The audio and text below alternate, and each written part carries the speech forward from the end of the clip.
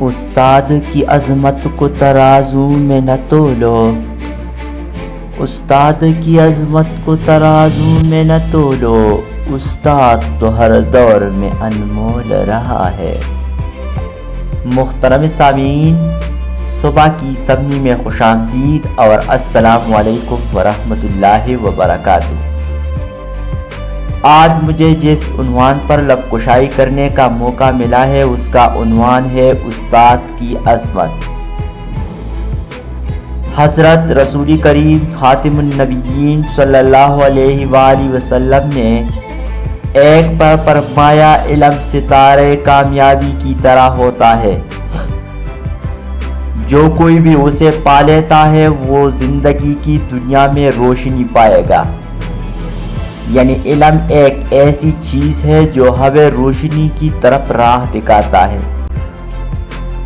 آج ہم اپنے اس موقع پر اپنے پیارے محترم اساتذہ اور محترم اساتذہ کو اس کی کامیابی کی مثالی تعریف کر رہے ہیں۔ محترم سامعین، آج کوئی بھی طالب علم کو تعلیم کے راستے پر چلنے میں کامیابی حاصل کرنے کے لیے اپنے اساتذہ کا بے قیاس اہتمام اور مدد حاصل ہوتی ہے۔ اساتذہ ہے جو ہمیں جہاں تک امکان ہوتی ہے علم کے سفر میں راہ دکھاتے ہیں، ہمیں اخلاقی اصول اور قیمتی علوم کی تعلیم دیتے ہیں۔ اساتذہ کی طرف سے تعلیم حاصل کرنے کا یہ راستہ بے شک ایک منزل ساز راستہ ہوتا ہے جو ہمیں زندگی کے لیے تیار کرتا ہے۔ ہمارے اساتذہ ہمیں نہ صرف کتابوں کی علمی معلومات دیتے ہیں بلکہ ہمیں ذہانت، تفکر، اخلاقیات اور جذبات کی مقبولیت کی قیمتی اصول بھی سکھاتے ہیں۔ آپ کے محترم اساتذہ کے بغیر ہم کوئی کچھ نہیں ہیں۔ یہ وہ لوگ ہیں جو ہمیں ہر حال میں ہمارے لکھے قسمت کی طرف لے جاتے ہیں۔ آپ کے بغیر ہمیں علم کی سمجھ نہیں آتی اور ہم آگے بڑھ نہیں سکتے۔